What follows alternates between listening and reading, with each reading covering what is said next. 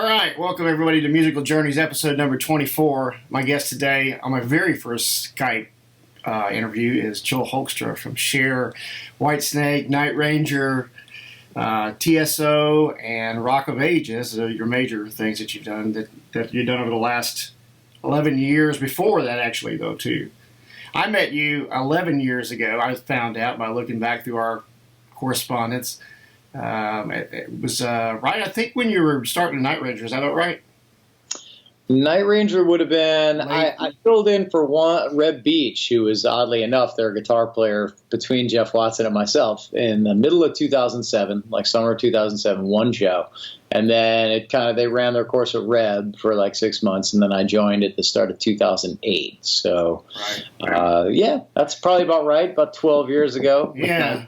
Yeah. So we met at NAMM, and just briefly we had a little discussion, and I started following you after that point. So I saw your career for the last 10 years and what all you've been doing, and it's surprising. It was very surprising to watch your post about your flights back and forth from the West Coast to the East Coast, constantly working that entire time. And I should call this Joel Hoekstra A to Z, because that's the kind of your theme that you talk about, your baby steps that grow on the way. And so anyway, I was thinking about that and thinking about how we had met, and then through that period of 11 years, I think I went to you once for some advice about my solo guitar album that I put out, and you responded very nicely. And then also a couple years later, I think I was at Randy Rhoads Remembered, and I recorded you playing and Brad playing, and I sent you a video about that, and you responded to that as well. So we've had sort of just a little contact here and there, and you've been great to do that. I appreciate you doing that.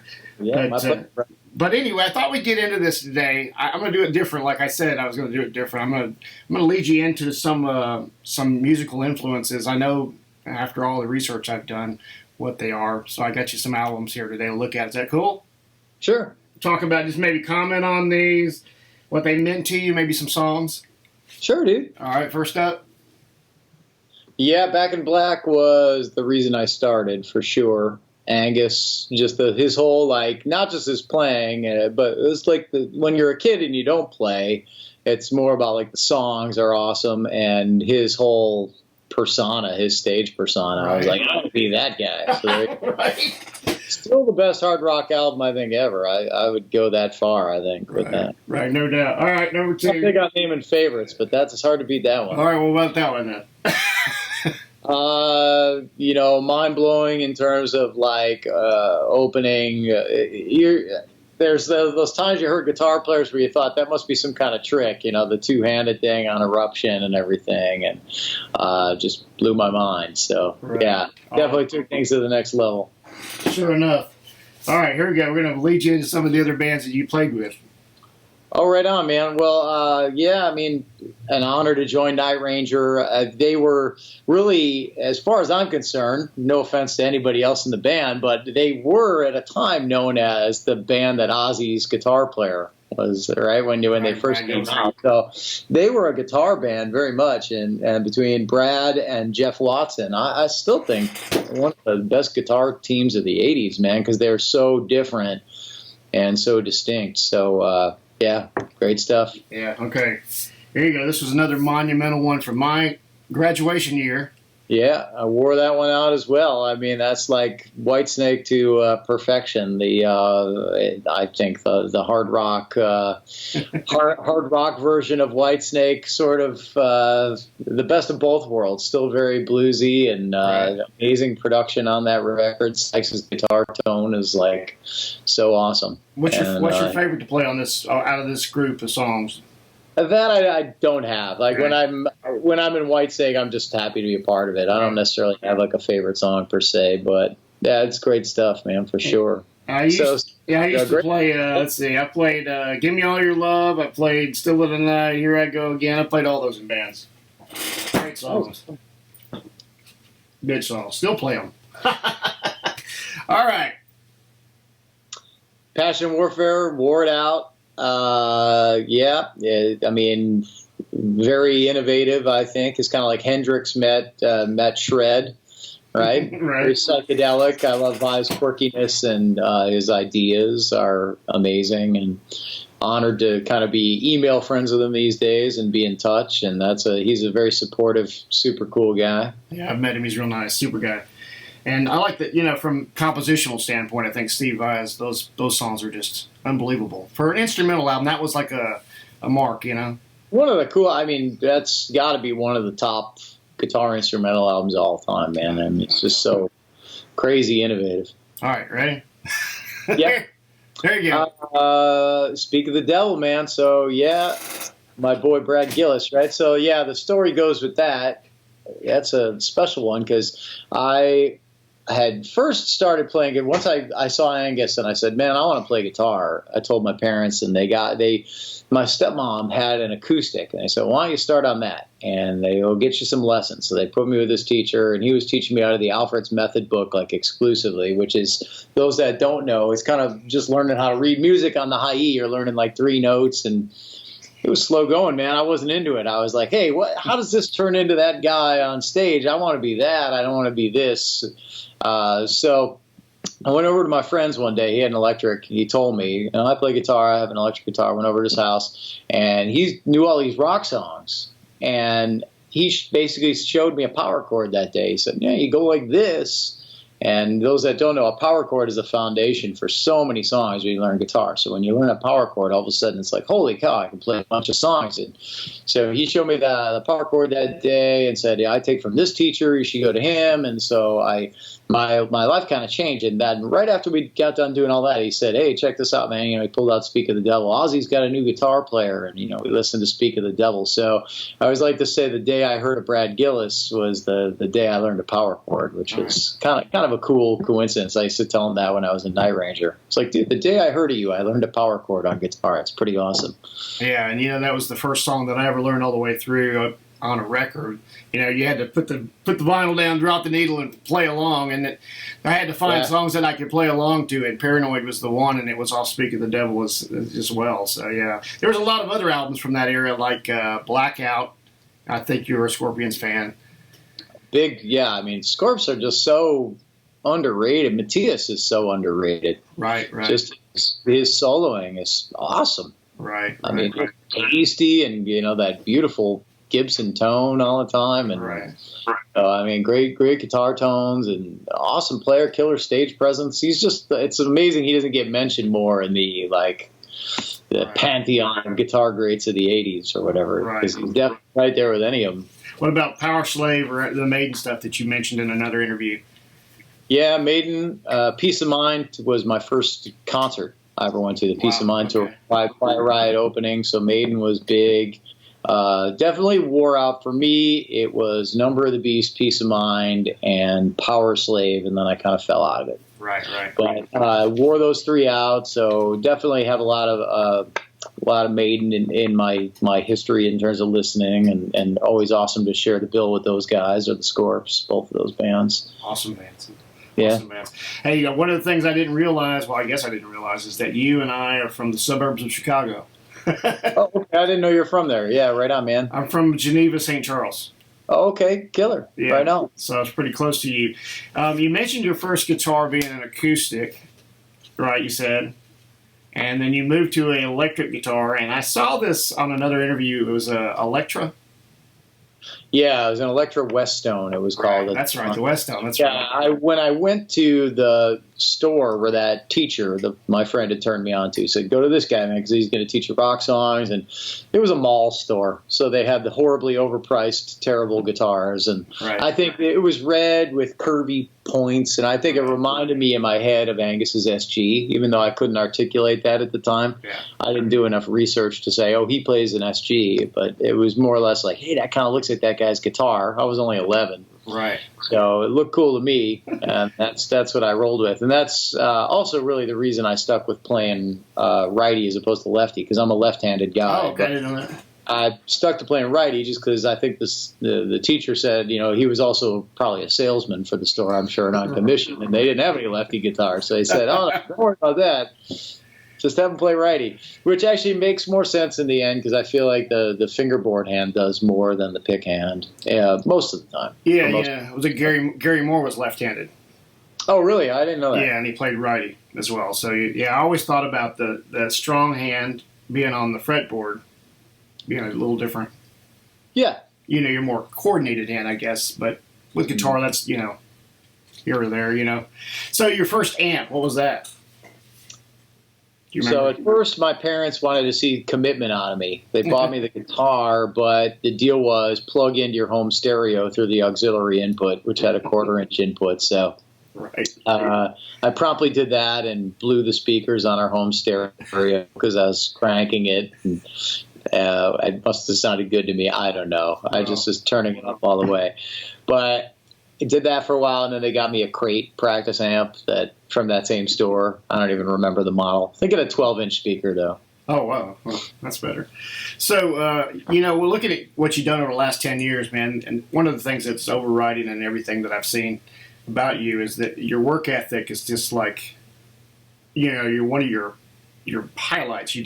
All the stuff I saw you do, watched you do for the last 10 years, it was just an amazing amount of work ethic. Does that come from your family, or where do you think you got that from? Yeah, probably my family and also just desperation. All right. Got it. I think just wanting things to work, and then when you get a taste of things working out a little bit, it only increases the hunger to try and push for more because you realize that that's the key to everything. Right. So that opened all the doors. So you said your first band was called Outcry, am I right? Yeah. Okay.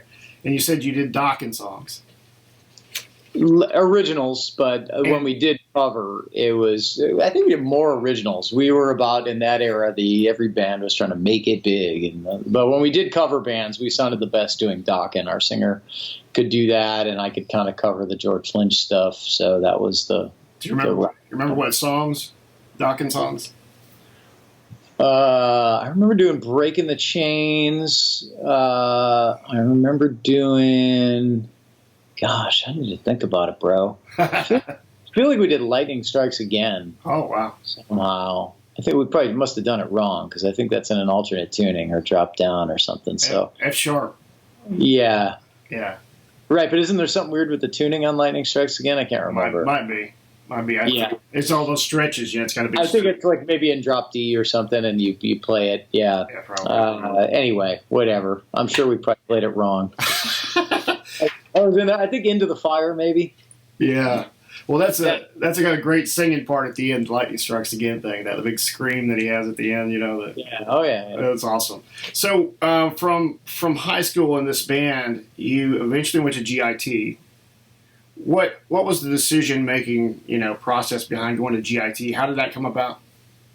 That was what everybody did back then. Right. If you were like a good guitar player and you'd read Mike Varney's Spotlight column that everybody was going to GIT or to Berkeley. So that was either or for me. And I think I just liked the whole concept of going to Hollywood. And I had a friend who was a guitar teacher of mine. My second teacher was this dude named TJ Helmrich, who went out there and actually got hired as an instructor. So I was like, all right, I got a friend out there, someone who I know was my guitar teacher who teaches at that school. So that made a lot of sense for me to go out there. Right, because a lot of those folks would have apartments together, or you would, you'd come up with some living arrangements, so you had somebody out there with you. Two years of community college before that, where I studied basically classical guitar. So I spent 2 years after high school before I went to GIT doing that, and then I guess I was 19 when I went out to GIT. Yeah, okay. So you went to Cherokee Studios afterwards as a runner, you said, and TJ was involved with that. You said before. Yeah, TJ had worked his way up into the tech department there too, so that was his other gig, and so he got me in as a runner, and I did the same. I worked up into the tech department there. I didn't know what to do. I was really young. I was in Hollywood, and I probably wasn't quite ready to be getting discovered or making a career as a guitar player at that point. So. Just working at the studio was a good life experience. Still got lots of great stories from that. Yeah, good time. What are some stories? Oh, I mean, just the people that I crossed paths with over the time there that weren't necessarily big stars at the time that became big stars. Like Rage Against the Machine was totally unknown, and they were demoing. I guess after talking to Tom Morello years later, I thought they must have been recording their first album, but it was actually demos for their first album that they did at Cherokee. But I remember, Tom before he was Tom Morello, before anybody knew who he was, essentially, and 311 too, that band. I remember them pulling up in the alley, having driven from Nebraska because Eddie Offord was going to produce them, and they were got a parking ticket for parking in the alley. Just all kinds of people that became big stars, and the gangster rap thing had kind of hit. So guys like Ice-T and Ice Cube would have lockouts in the studios, and just the piles of weed that those guys would leave parked on the countertops, and because it had 5 studios, and that was really interesting. And I mean, there's literally just tons of great stories. I could just go on and on. And I was just really a runner and then a tech. Rick James being in there recording at the time and just being at the height of insanity. Wow. I think being at the height of it was, remember around the time where him and his wife took a prostitute and they burned her with a crack pipe. I think right around that. Wow. Right around that time. So just seeing the crazy energy that was Rick James at the time, and obviously seeing the Chappelle skit years later, it gives me an extra layer of humor involved with that. That's wild. Yeah, that had to be a good experience for you. The one of the things that you do really well, and I was watching some videos of you with Cher recently, and just your stage presence. You had mentioned that Brad Gillis kind of kicked you in the butt with that. Before that, how were you, and what was the transition that made you such a great stage performer? I think it's just from spending so much time doing it, and that in particular happened right in that era where I had Night Ranger and Rock of Ages and then TSO, those 6 years or so of just nonstop playing. I mean, on a stage, not nonstop in my bedroom or whatever. It was like just so many shows. Rock of Ages was 8 a week, and TSO was 8 a week. So I think, honestly, I did more shows in a year than were days in the year. It was probably more like, I tend to say 375 to 400 shows a year for 6 years. Right. So but definitely Brad and Jack, when I joined Night Ranger, took me from that level of, I had kind of hit an interim period there of maybe focusing more on playing well on a stage than thinking about being like a performer, I guess. And then that launches you back into being a performer because you're one of 5 guys holding the visual for the audience and engaging the audience. Whereas maybe the other gigs I was doing during the 90s that weren't about guitar solos and weren't about fame or anything like that, just backing up singer-songwriters, it was almost better to kind of keep your head down and just play really solid. So that was just a gear shift again. Like, oh man, okay, I see. Yeah, that story with Brad Gillis is like, I had joined and we were in Japan right after I joined. I think we'd done a handful of shows and then we went to Japan. And I remember coming together with him. We'd meet in the center for the double solos or whatever. And I'd look up and the entire audience would just be looking at Brad, because I held my guitar a little higher back then and was really looking at my fingerboard, just trying to be like, okay, play clean, don't fuck up. And Brad was like, looking out at the audience and doing all his stuff and being super engaging. And so I realized right there, okay, better to compromise a little bit of how clean I'm playing some of it live and be a little bit more engaging. And so, and that holds true to date. I mean, it's better to throw shapes and entertain and engage the audience, I think, than it is to necessarily stand still and just be like, I'm just going to play clean and not exude any energy. They're 2 different animals, I think. Yes. Finding the balance between those can be tricky sometimes, but finding the right balance is key. I saw you guys play at NAMM together, you and Brad, and it was actually Night Ranger with, I want to say, was it Tommy Shaw? At the Taylor booth? Yeah, was it Tommy Shaw? Is that in, or? So we did that twice. We did it on acoustics once where we played the T5s, basically. And then part of the deal was we'd sort of demo their new gear, and then they made electric guitars, and we did one where we played their electric guitars. Yeah, I saw the electric one because I remember Brad playing electric. Yeah, so I I don't think Tommy joined us, did he? I don't know. Maybe it may have been a couple years before he made it. Tommy did. He did join us anytime we were on the bill with Styx. Tommy was always cool to come out and play high enough with us. So I did get to share the stage with him plenty of times doing that. Yeah. And got to jam with him at Rock of Ages when him and Kevin Cronin wanted to promote the Can't Stop Rockin' tour, and they came and promoted that as like their song that they were basing the tour around, or when the band played with them. So I got to play with Tommy quite a few times through doing all that, which was fun. You know Tommy's Alabama, Chicago, right? As well. I do. It holds true as one of the true like nice guys of rock. Tommy's just such a gentleman. You know, he's got no ego about him. With Night Ranger, it was always the keyboard player and I were the really undiscovered guys, especially when I joined Night Ranger. I hadn't done a lot of big stuff at all, but Tommy was always very cordial and treated me like he would treat Brad Gillis or Jack Blades. He didn't. There was no difference between us in terms of how he would behave, which I thought I respected. Just thought that was so cool of him. He's a super nice guy. Super nice guy.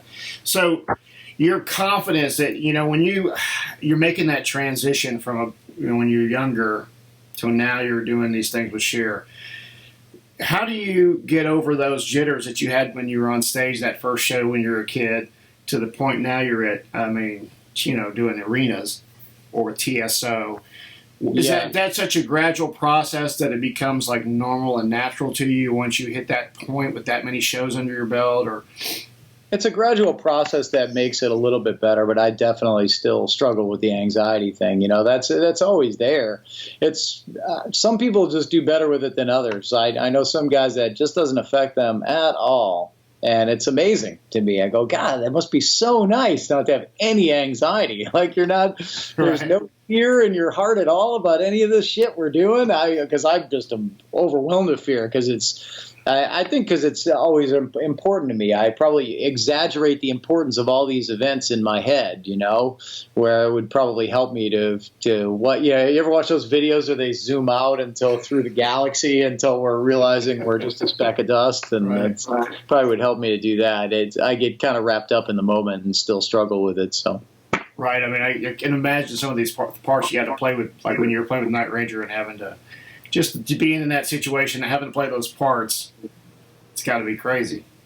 Yeah, definitely. I mean, I think the stuff in the clear is that's always the stuff that stresses people out the most. People don't realize that, but it's sometimes harder for me. Like one of the most stressful things is sitting and playing Old City Bar for TSO because it's just only me with an acoustic and a singer for probably a good 10, 12 minutes. Sure. Just kind of going slowly through a song and just thinking, you know, oh my God, what if I screw this up? When you're about 5-6 minutes in, you can go, what if I flubbed a chord right now? Or what if the hands can start to get a little bit like that if you're not careful. So yeah, it's totally different. The acoustic thing.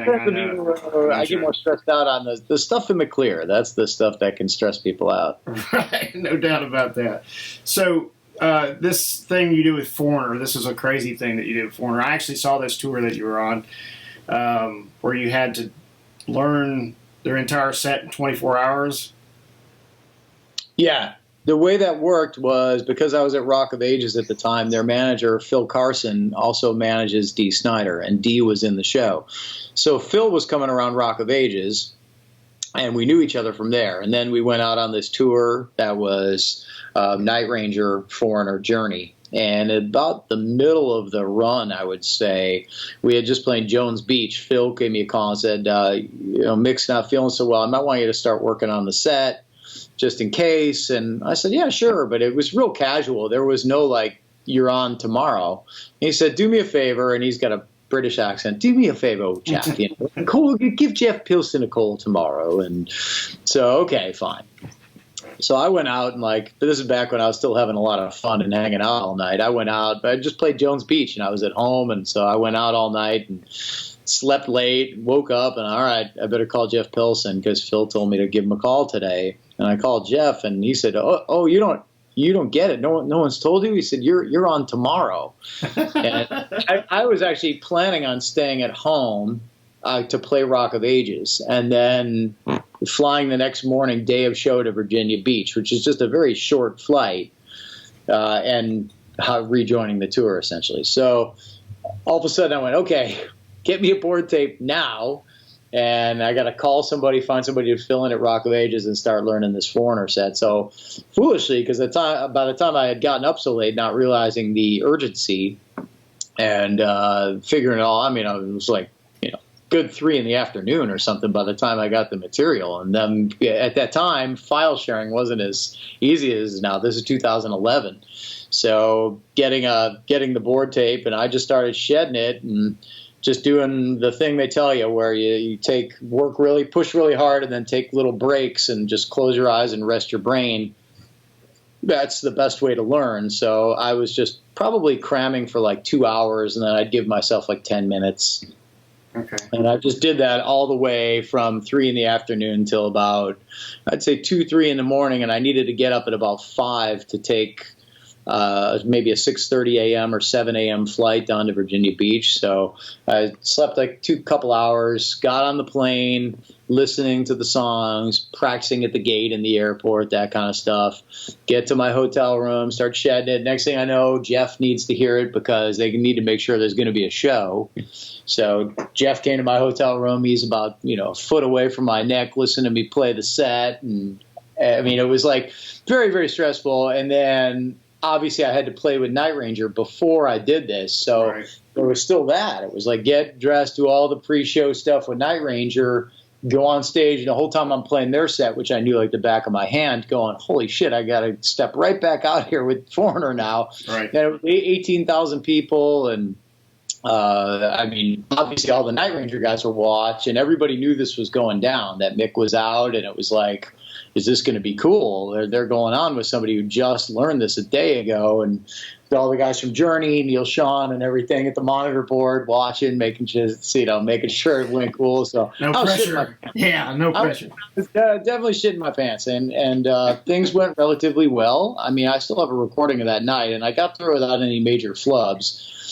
It got better as it went. As I continued to fill in for Mick for a little bit, I definitely improved from the first show, but it was like, geez, just get me through this, man. I've had a day. And so that was a feeling of just total exhaustion by the time I finished that. And I think we had a show either the next day or 2 days later. So I was like, God, just get me through this and give me another day to work on this, and it'll be cool. And anyway, but yeah, it was, seems like there's a lot of stories like that in the at the higher end. There's my friend Buck Johnson, who played with Aerosmith. Same thing happened. You had to fly out 24 hours or so and be on stage with them, and never rehearsed, and just bam. Oh, I lost you. There you go. I can hear you now. Okay. Okay. Good? Yeah, good. Sorry about that. It's okay. So, yeah, Buck is awesome. Great background singer, I said. I don't know if we caught that. But okay. Yeah. He's a great guy. Yeah, so that's crazy, man. I mean, when you're learning that stuff, and I know you've done this with, you talked about your books you've learned for all your shows. How do you take all that information, and how do you feel like the best way to you do it in chunks, you do a little, because for me, if I'm going to learn a solo or learn a song, I take one spot at a time, work that one spot, just keep building. Is that how you do it, or? So, well, with that, I don't know how many songs I had to learn. It was like about 15 or something, I think. And I just thought, all right, get the song forms. I'm not going to read charts on stage, but I'm going to write out verse, chorus, blah, blah, blah. So I did that. And actually, this is an even funnier story from the filling in for Foreigner, just to go back to that for a second. I had, oddly enough, Mick's tech was Chris Leperage, who was my tech in TSO. Okay. So we knew each other, which was great. And I said, dude, this is very stressful. He's like, I'm here to help. Let me know what you need. And I was like, I got these song forms written down on paper. And he said, okay. I said, but the thing is, I'm not going to be able to read that from the floor. I'm not going to sit up there with a music stand, obviously. So how can we get this big enough? He's like, I'll blow it up. I'll get it on poster board for you. And so we had a problem then when the poster board was out there that the wind was going to blow. So he Velcroed the poster board to each other. I mean, they were huge. It was massive. It was like these poster boards were like at least 3 feet tall, right? So I was looking at the song form the whole time I'd be playing, just looking down, and then Chris would come out after the song and peel it up from the via Velcro. He just like go walking on stage with this huge, enormous poster board. It was hilarious, man, to get through it. But we made it through. So to get back to how to shed it, I just sort of made the obvious decisions of like, okay, how important is it to play this solo verbatim versus improv? Because if I can say solo 16 bars, I can obviously wing something that's going to sound fine, and that's basically how I got by the first show. Right. There's some solos you have to learn, like Cold as Ice. Mm-hmm. I was like, I gotta have that. But a lot of the foreigner song forms are a little odd. A little odd. So that was definitely like, hey man, keep your eye on that, because if you miss the start of that solo, that is going to make 18,000 people throw stuff at you. So right. I was recently playing Dirty White Boy, and I hadn't played it in years, and it has those weird forms, those weird turnarounds and things towards the end and whatever. And and as easy as that song is to physically play, the song forms are crazy. Yeah, it was just about getting through it without any major train wrecks. So solos were like, let's pick the most important ones and learn them. But if it's just kind of like, I mean, there were some that I didn't really get to that I probably would have. Well, I definitely would have, but I didn't have time. I had a day. Sure, so. Yeah, you had to do what you had to do. So one of the things I've noticed about folks like yourself and, my friend Damon Johnson and David Coverdale and Reb Beach, who I've met, Steve Brown, who I've met and spent time with, all of you have a very positive outlook, and you're very good communicators. Can you kind of speak to that part of it, how that's so important for you guys, and what role that's played in your success? I think sometimes it's just a matter of actually conveying to people positive things that you believe, not stuff that's made up. I would never lie or be disingenuous with bosses or people that have hired me, but I love to tell David all the things I appreciate about being in Whitesnake and break that down for him, make sure he knows that, convey that. It's important to I think express that to people, because that positive always brings back a positive. Yeah, I agree. I mean, I'm yet to really encounter anybody where it's like, hey, man, I just want to let you know how much I appreciate being here. And have them go, yeah, well, screw you. Right. Usually they say, oh, man, that's nice of you to say. Thank you so much. And so that's definitely a good thing in terms of just being a communicator that you're talking about. But also, the more realistic you can be about your own skills and limitations, the better. Not just buy into the hype of, because when you join these rock bands, a lot of people will say, oh man, you're amazing, it's like, and not.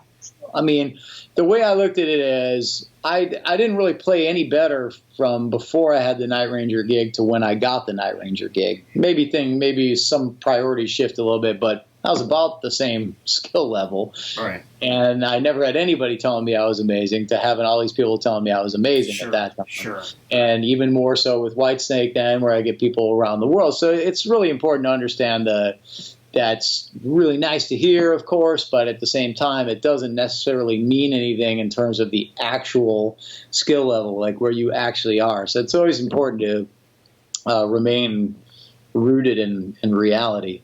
Yeah, well, you just become more visible because of all your different, right. gigs Yeah, you got. Well, consequently, I mean, but there's a lot of people that kind of lose sight of that. Sure. And it's pretty easy to. So for me, I think it's important to try and remind myself. It's like Nita Strauss wears on her shirt, that ego kills talent thing. Yeah.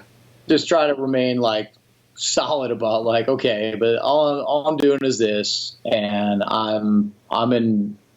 I guess the ego can really make you kind of take things for granted then too. I think too. So I try to remain as like grounded as possible about like what my real skills are, and be thankful for the fact that I have an opportunity to play, because there's so many great players out there, man. It's not an easy business, and obviously being a great player and having a good career, they're two different things. So try to always keep that in mind too when I deal with other guitar players, and yeah, there you go, man. Yeah, your confidence, though, like I think for all these guys, is like there's a confidence that you carry along with your positivity. That you can own that position and still, like you said, keep balanced too. Yeah, I mean, I guess I don't necessarily feel confident ever, but you look confident though. Like when you're playing with Cher, it looks like natural. Yeah, that for me is not necessarily confidence as much as it is just trying to do my job the best I can. Okay. So when you have those moments where it's your job to entertain the crowd, and again, that kind of goes back to Jack and Brad and learning that in Night Ranger, and David being very encouraging about what I do on stage in Whitesnake and TSO. I mean, that the width of that stage is the width of the arena. Those that haven't seen that show, and we're never really next to each other. You kind of get your positions, and it's your job when you go to that position to entertain the people that are immediately in your sight line. So you kind of have to learn to be visually entertaining to hold down that gig. Otherwise, it just kind of becomes like you're the guy standing there, and then people start to look to other areas of the stage. The same thing as Japan with Brad, right? Mm-hmm. So for me, that's just me trying to do my job more than it is me being confident. Okay. So one of the things that I wanted to ask you, because you have been, you talk about your getting up every day and being focused, your daily planning, like what is the difference, say for right now versus when you're on the road, and what kind of things do you do for your health? I mean, I know you work out, you said 6 days a week. What do you do? What kind of stuff do you do? It changes. I mean, right now with the coronavirus business, I'm a little more into just going for a jog every day, cardio, trying to keep my respiratory system healthy. And then I do a little bit of calisthenics to go with it, but that's about it. But going back to last year, I was doing a half an hour of cardio, and then also like weights for basically about 45 minutes, so an hour and 15 minutes a day during the TSO tour. That it's kind of hardcore to be able to maintain that when you're doing 2 shows a day and a meet and greet and going city to city. So you're planning your daily planning as far as what you do every day. Say, just how do you keep yourself together? Is your schedule you're tight with your scheduling, and you know? I try to tell people it's all about just being consistently productive more than it is being like hyper productive, because it'd be the same. I guess the analogy would be like working out, right? So you could be the guy who works out an hour a day for 7 days. You cannot make that time up by blowing off 6 days and working out for 7 hours one day, right? Right. Not the same thing. And so it's more about being consistently productive. And for people, we get a lot of days in the world. So it's for me, it's like just about every day trying to do stuff that's productive towards my musical end and the business end, and just trying to make sure that I'm always moving forward. Right. Okay. So your typical day on the road, and what's that like when you're on the road with, say, Whitesnake? What's your typical day with that? Get more days off of Whitesnake than I would with TSO. So it depends on the tour. With Whitesnake, it's probably about 3-4 shows a week, depending on where we are, maybe 5 shows a week. So, I mean, on a show day, it would involve like waking up. Coffee is huge with me. Have my coffee, do my workout, get to the venue, sound check, warm up, play the gig, chill. I don't just get on the bus and hang or whatever. Right. And TSO, I mean, I guess very similar. Just add in a second show and a signing line, and right. A lot more work within the day. A day off would definitely involve like the workout and playing guitar and like a little time to, like, I guess not meditate, but just kind of like say what I need to say to myself about staying like grateful and humble about everything. And that's a daily thing too. You got to do that every day. Otherwise it kind of drifts away. Mm-hmm. And, yeah, I mean, that's about it. I don't push myself like excessively hard on a day off. It is important to get some chill time. And if I have, you're talking Netflix and whatever, right? Man, sunshine's huge. I love being out by the pool. Right, so, right. Yeah. Cool. So I just wanted to hit some of your gear stuff. You still have your modern V? I do. Yeah. The controversial Star Trek shape. I love that thing. Yeah, me too. I like it. Chrome Boy, you still got it? Yeah. Got it. So when you're doing your gigs, how are they all on in-ears or any wedges?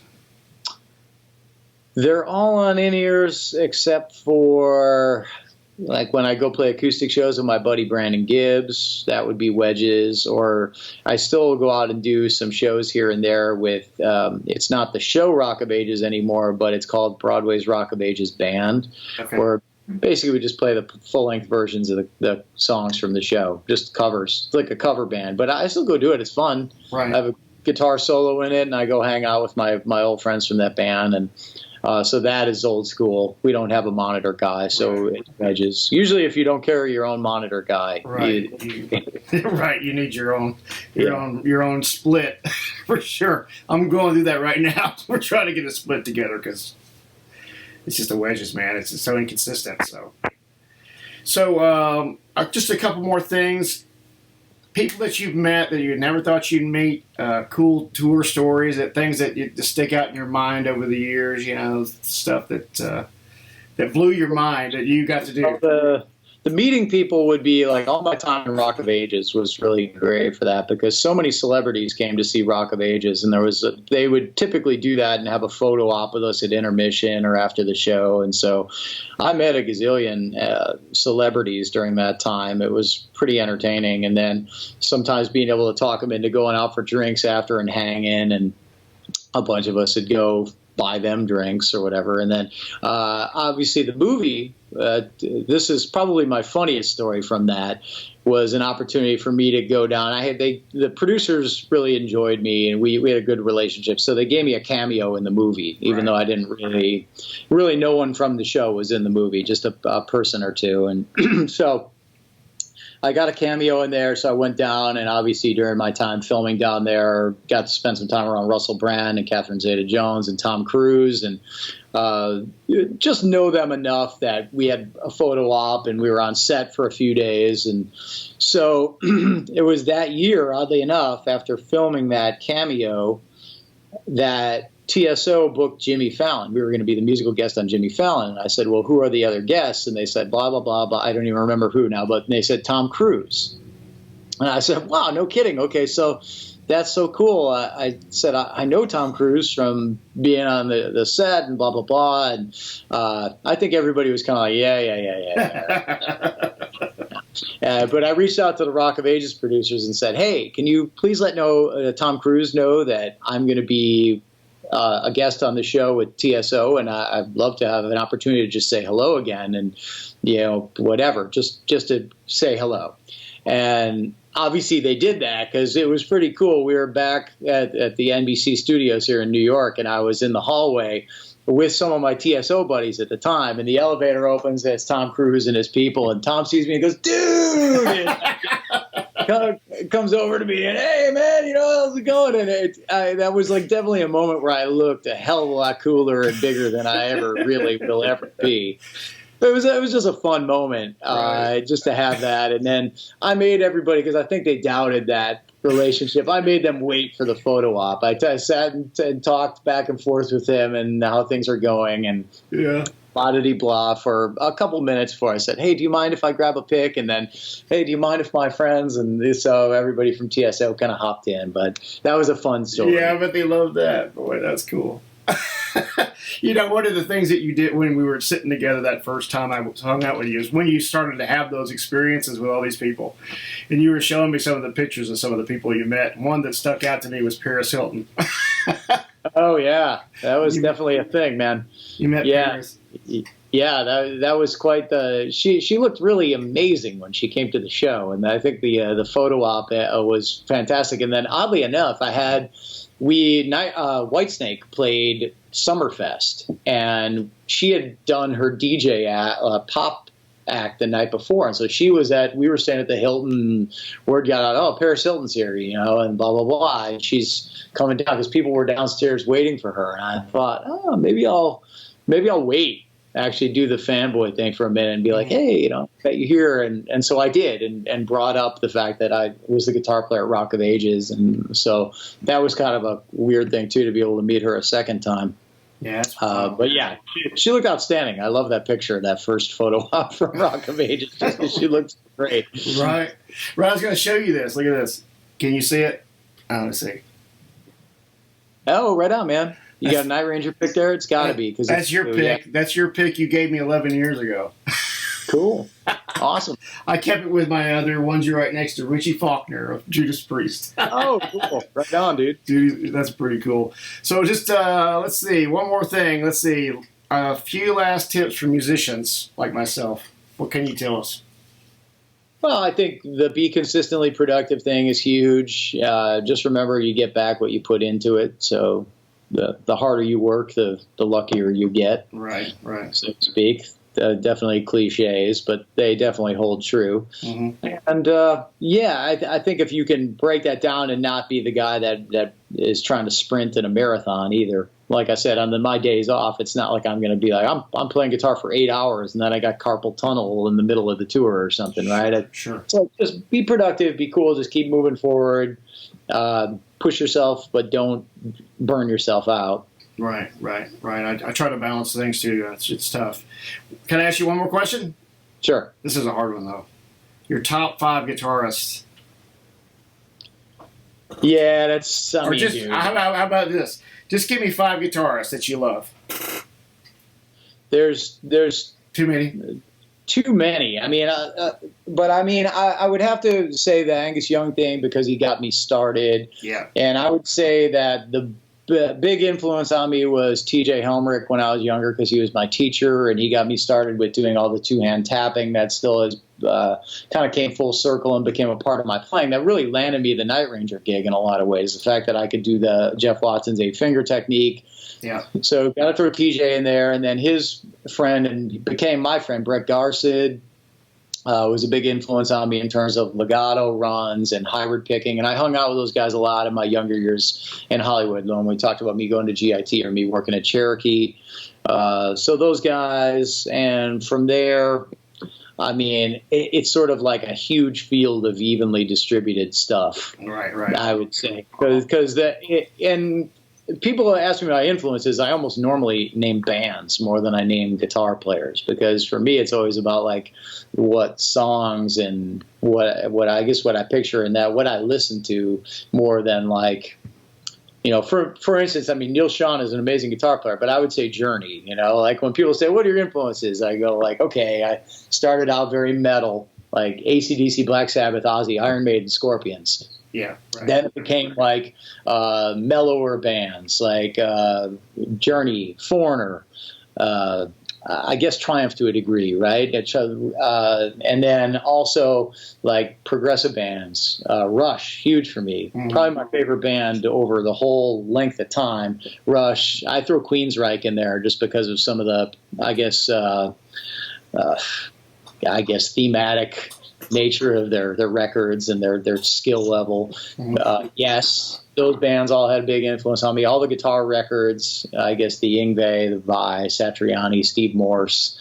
And then growing up in Chicago, as well as I, they had great radio stations. CKG and The Loop for 60s and 70s stuff. So I always really enjoyed, say, Hendrix and The Doors. I always enjoyed Pink Floyd, like classic bands, Zeppelin. So all that stuff, always an influence too. But I was never the guy that like obsessed and bought entire collections from bands. I don't own an entire discography of any band. I guess I spent a lot more time actually playing than I did like say going out and being like a diehard fan of any band. So long answer, but there you go. Right. I agree. There's great bands. What about, this is a crazy band to ask you about, but I get different conflicting things with this because of the Yes thing, is Asia. What did you think? Yeah, I mean, I only really know the hits from the time when they were on MTV. And that's how I am with a lot of stuff. I know like the hits and what was on the radio, what used to play. So for instance, unless I go out and get like a greatest hits, when people ask me my favorite albums, a lot of times I feel like naming greatest hits albums, because like if I listen to the Eagles, I want to put on the Eagles greatest hits. I don't go and listen to like, and same with like the Beatles or Zeppelin or all of that is like, just, give me the best tunes. And I know there's lots of great album tracks in there, and I've heard probably the entire catalogs from those bands, but it's, I mean, like with Floyd, for instance, like I love Pink Floyd, but I really only wore out like The Wall and Dark Side of the Moon. Right. So I'm not a like deep tracks guy. Okay. I was wondering if you were a deep track guy. Not really. It's more like casual influence and always working on music. Yeah, I always try to, when we're picking songs, trying to do our thing. I always try to say, you got to think about the average person that's out there. They're not necessarily a musician. They're not necessarily like us. They're not deep track people. They're just people that hear stuff on the radio. And it's more important to work on the playing anyway. It's more important to spend the hours playing than it is to be the historian guy who knows everything about yada yada. Like I can tell you everything about Led Zeppelin or whatever. It's like, okay, cool, but just we're all here to play, man. Right. If you're a pro, so it's always, for me, it's always more important to actually play music, write music, work on music than it is to say kick back like tonight and I'm going to listen to these 3 Zeppelin albums or whatever. Right. That's more of a like what we were just saying, more of a listener perspective, somebody who's more of a fan, that kind of thing. Yeah, I mean, honestly, in my free time, I tend to want to get away from music because I do work on it quite a bit, and when I get done, you need a break. For me, it's more about like movies or sports or something, and just like get my mind off of it so I can come back with some energy. You know what? You said something about baseball when you were a kid. Who was your favorite player? When I was a kid, I mean, Cubs, got to be Ryan Sandberg, I guess. Right. Ryan Sandberg or Andre Dawson for the window that he had. In the really young years, man, I mean, you're talking Bruce Sutter, Dave Kingman, I guess, right? Okay, wow. It wasn't too pretty back then.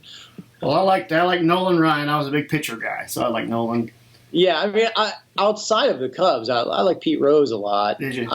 Yeah, definitely. I liked his hustle and his attitude, and just like, they say, hey man, it was an all-star game. Why don't you when he ran over Ray Fosse, he said, well, what do you mean? I'm not supposed to play hard in that game? These people paid more for these seats than they did for a normal game. Aren't I supposed to try harder? And, right. That was a great. Yeah, I mean, he's just.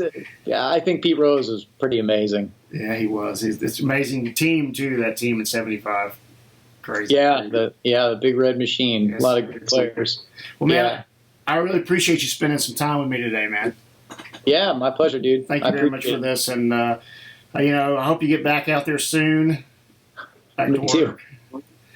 Me too, man. It's only so long I'm meant to stay at home and record and write. Right. I gotta get back out there. No doubt. So I really appreciate it, brother, and hopefully I'll see you again somewhere, probably NAMM or somewhere. Yep. Again, so I'll say hey when I see you. All right, right on, bro. Have a great day, brother. Pleasure. Thank you so much for your time. Thank you, man. I'll put this out there and send you the links. Okay, cool. Thank you. Thanks. Sir. I'll post. Okay. Cheers. Brother. Thank you.